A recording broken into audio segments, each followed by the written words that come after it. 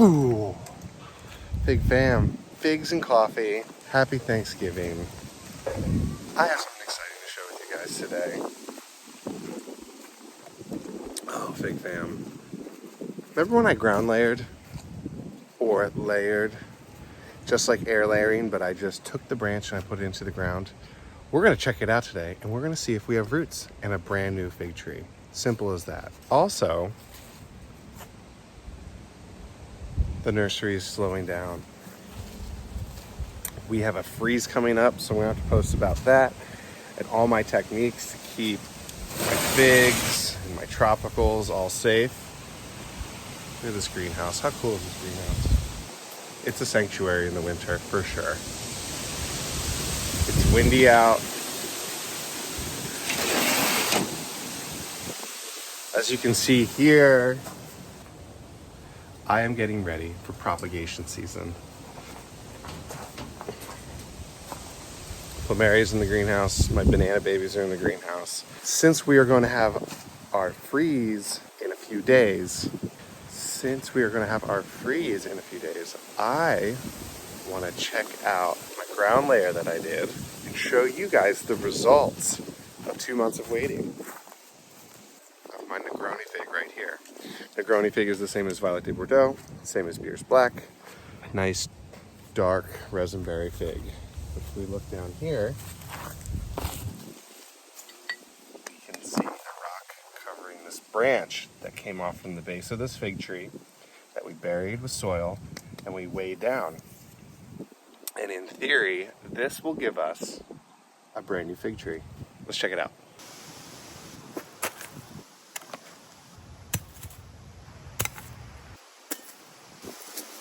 Okay, so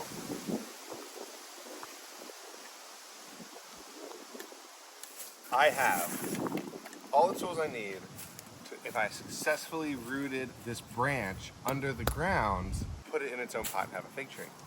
My daughter put this cool little fairy thing with lemongrass.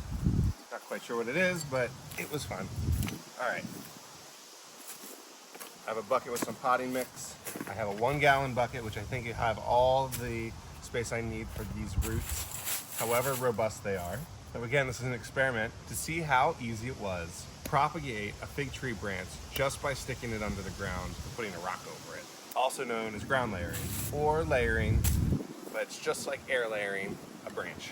I got my clippers that I just recently cleaned, sharpened, and oiled. Nice and sharp. Let's see how they did. Boom. 45-degree angle downwards. All right. I got my hori knife in case I need to saw the dirt around. I have a shovel in case the hori knife can't scoop enough. And we are ready to go. Let's take a look. All right, remove the rock here. And you can see that over the past few months, some of the dirt has been recovered. We actually have another sucker over here that we're going to take a look at too. You can see my drip line. All right, let's dig around, see what we got on this Negroni ground layer. And we're going to actually dig up this one too. That looks like a root, but just to the dollar weeds here. You can get that space out of there. On top, I don't see many layers whatsoever, but what's going to matter is right here at the base. Let's dig around.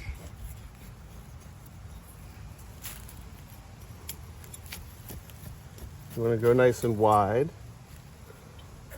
in the event that you have good root growth.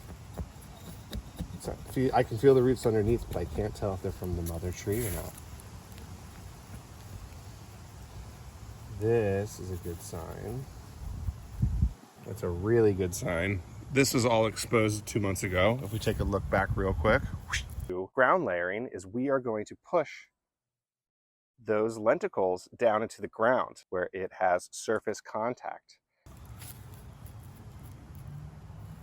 I definitely see roots in here. I am excited.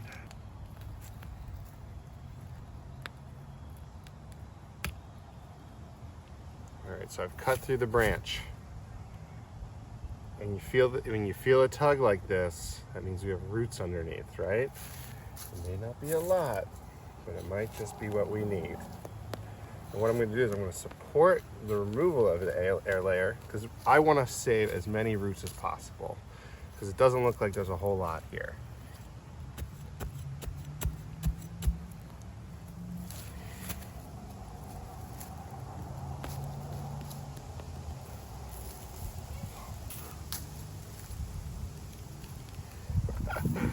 And we have success, guys.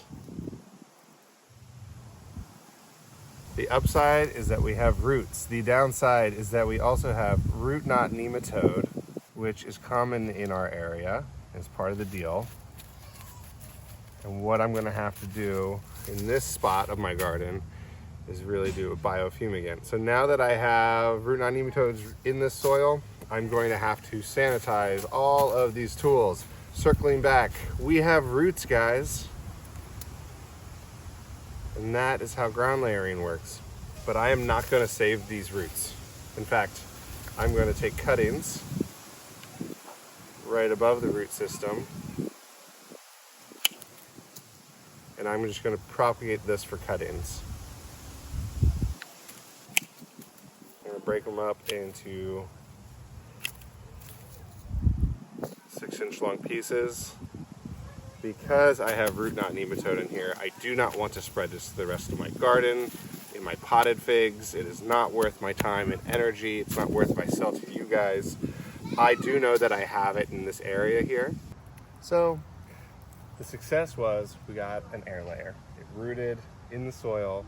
The downside is that we have root knot nematode, which means I am going to have to clean this equipment thoroughly, which is a bummer because I just finished sharpening and cleaning these clippers. The good news is, and so your entire property doesn't have nematodes. In fact, only parts of my property does, and it's a sign that we need to get better soil health in here. With root knot nematode, it doesn't mean that I can't grow figs here, it just means that I have to amend the soil correctly. And I've had root knots over there, and what the goal going forward is that I really need to get the good microbiome in here that crowds out the root knots. If you look at my other fig trees in my orchard here, I have spent many times composting, putting in good topsoil, putting in good compost, and putting in good mulch on top. And what that all leads to is a good, healthy microbiome under the soil that keeps the root knot nematodes at bay. Because where do they exist? In that first 1 foot, probably only 8 inches of soil.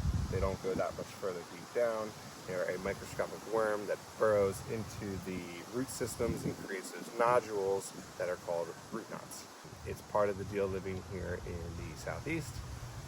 If you have peach trees, they have Nemagard rootstock. I would suggest that if you find yourself with root knot nematodes like this, that unless you live in a place like Florida where it's very difficult, where they're very abundant, you can actually amend your soil to crowd it out. And that's what I've done in the orchard with my more established trees, with the layers of composting, with the mulch on top. But this was a good, successful experiment, but it was also eye-opening that I still have some work to do here, guys. So we are not going to use that ground layer. We are going to use the cuttings. We are going to wash them thoroughly with a diluted bleach solution, and then we have to clean all of my other tools here. It's not the end of the world. You can use dish soap, you can use isopropanol, you can use both. Learn, grow, and share, right? So I'm so happy I got to share that with you, how easy it was to actually root something, how easy it was to root something that has root knot nematode in it over the course of 2 months, because that probably slowed the successful root growth of these cuttings. Ugh.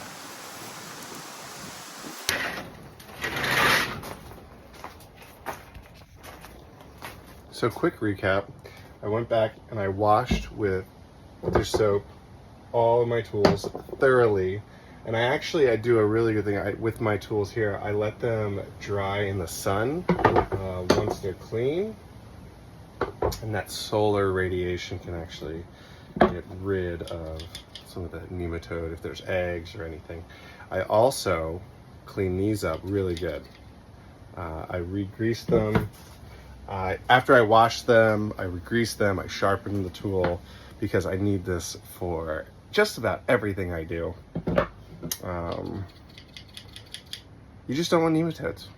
So this is just circling back on everything I've done. Oh, there's a piece of lichen growing on the greenhouse. How cool is that? But if you live in the South, especially the Southeast, nematodes are part of the deal. I'm not going to freak out and say, oh, nematodes, what are we going to have to do next? It's just part of the deal. They're just going to be there. And how we manage our soil health is going to determine how bad nematodes can be. And we can take it all the way down to 0. In fact, if you look at my other in-ground trees that I've created that nice soil base with, they do great. We have no nematode issues. It's the ones where, and in fact, if you look at my last nematode issue, is I had no amended soil on top. I just had grass. I didn't have any mulch. And I had just native soil with a transplanted fig tree. And so what that all did is I didn't set it up for success in soil that has the potential for nematodes. I had just kind of ignored them and saw what the natural environment was, and you had this overpopulation of root knot nematodes. But if you look where I had prepped the soil for fig trees over the past 5 years, you can see the success of my fig trees not having to deal with nematodes. And so I think that is just a gentle reminder that we can navigate nematodes in this world. This was supposed to be a ground layering video, but as you can see, we have to manage the soil more before I can successfully ground layer for a fig tree that I would want to give to someone else. So I sacrificed those roots and I just made cuttings. So we just have fig tree cuttings now. So I'm glad you guys enjoyed that. I wanted to circle back on that before I ended the video, and I'll talk to you soon, Fig Fam. Let me know if you guys have dealt with nematodes in the past. Let me know if this is helpful for you. Like, subscribe. I'll talk to you soon. Cheers, Fig Fam.